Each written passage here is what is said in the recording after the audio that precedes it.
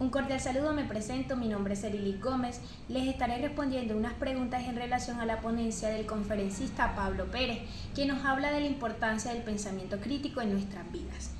La primera pregunta dice: ¿qué aspectos del video llamaron su atención o le parecieron más relevantes? ¿Por qué? Me pareció importante cuando él dice que estamos creando una sociedad vigilante de lo programado y no de informáticos que programan. En la actualidad vemos cómo la sociedad está consumida por todos los medios tecnológicos, que a su vez usted le puede descargar cualquier tipo de aplicaciones que lo que hace a la larga es distraerlo o mostrarle una realidad virtual. Por lo menos yo le hago una pregunta a usted: ¿qué le ofrece gratuitamente los medios tecnológicos pero que le quita? Comencemos por Facebook. Facebook le ofrece entretenimiento, le ofrece la capacidad de ver la realidad de lo que otros quieren que usted vea, más no de la realidad social. Entonces, en ese aspecto, ¿qué le está quitando también a usted? La capacidad de ver la vida con sus propios ojos, la capacidad de poder razonar o de pensar. ¿Por qué? Porque le están distrayendo una cantidad de tiempo en el que usted puede emplearlo en cualquier actividad diaria. La segunda pregunta dice: ¿cuál es el tema central del video? ¿Cómo se desarrolla? ¿Qué ideas importantes aborda? Bueno, la primera pregunta nos habla del pensamiento crítico, de la importancia del pensamiento crítico.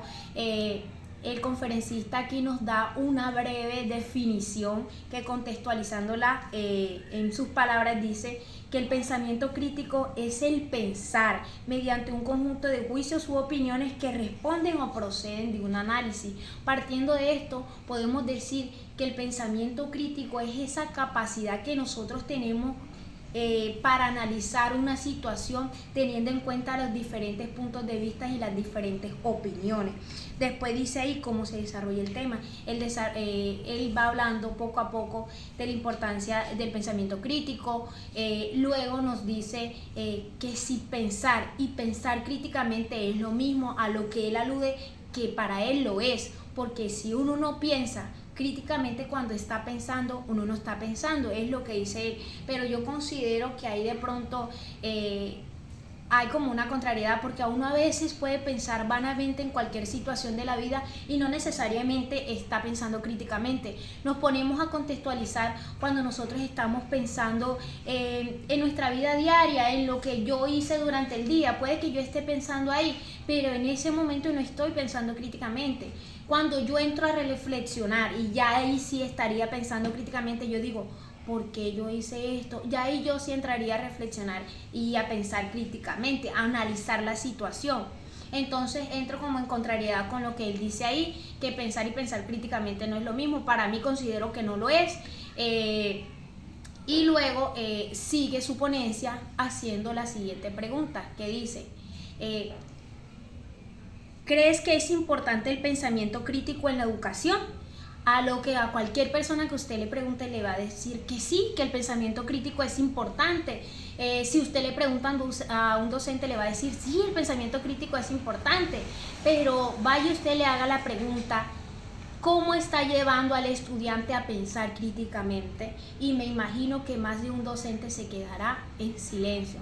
¿Por qué? Porque estamos tan encasillados en un triángulo, el cual nos explica perfectamente el conferencista, donde nos dice que estamos acostumbrados a repetir, memorizar y escupir. Y así mismo llevamos al estudiante a lo mismo, a que el estudiante repita, memorice todo lo que se le da en clase, y que así mismo lo tiene que decir cuando presenta una prueba o un examen. ¿Por qué? Porque debe responder a lo mismo que ya se le dio.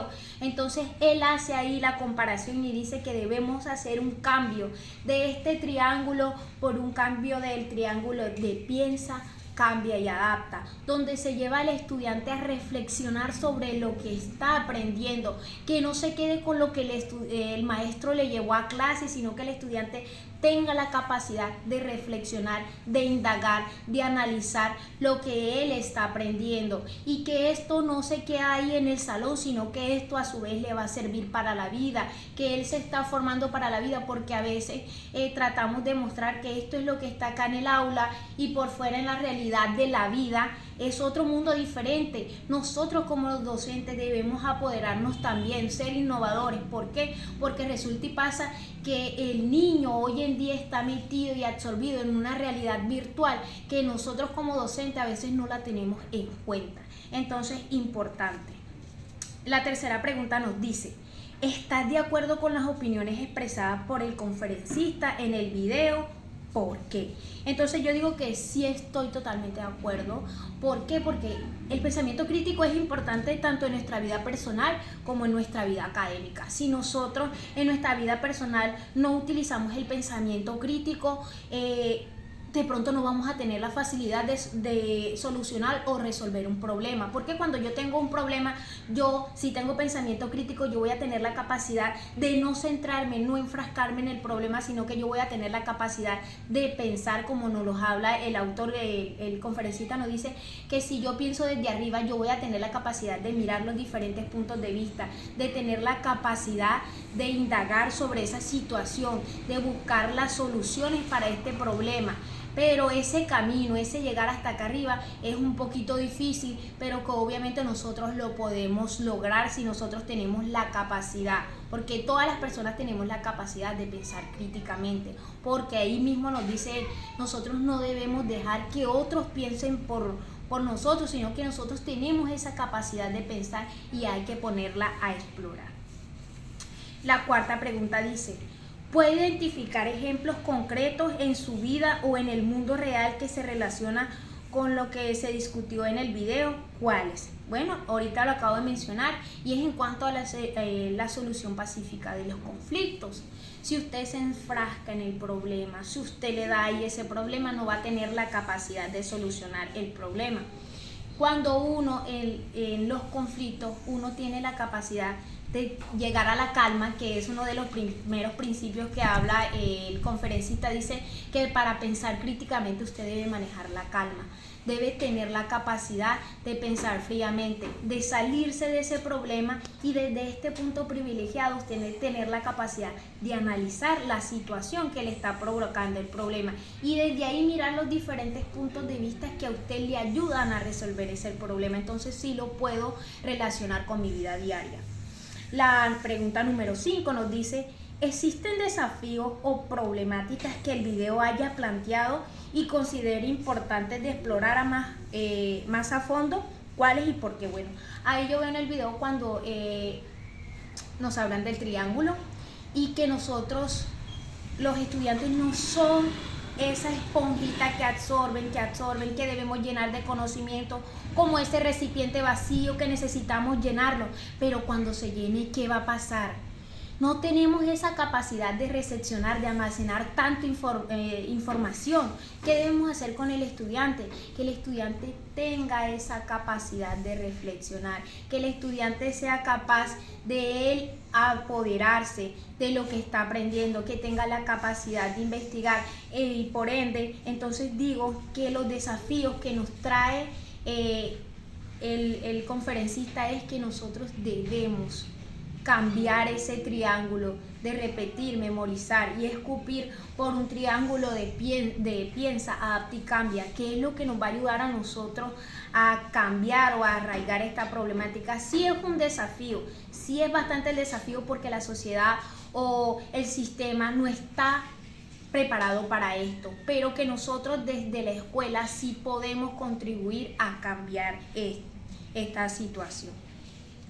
La sexta pregunta dice: ¿cuáles podrían ser las posibles consecuencias, tanto positivas como negativas, de seguir las sugerencias del autor propuestas en este video? Podría decir que sí, ya yo lo dije anteriormente, el sistema no está preparado para esto, no está preparado para los cambios, pero puede crear situaciones positivas en las que el estudiante comienza a explorar, donde el estudiante comienza a indagar y asimismo también nosotros vamos a crear una sociedad o vamos a estar aportando ese granito en mostrarle a la sociedad que no somos ese consumidor, que no somos esos esperando a recepcionar, esperando a recibir, sino que nosotros también tenemos la capacidad de aportar desde nuestros pensamientos, desde nuestras opiniones, cambiar. La última pregunta nos dice: ¿Cómo resumirías en pocas palabras el mensaje principal del video?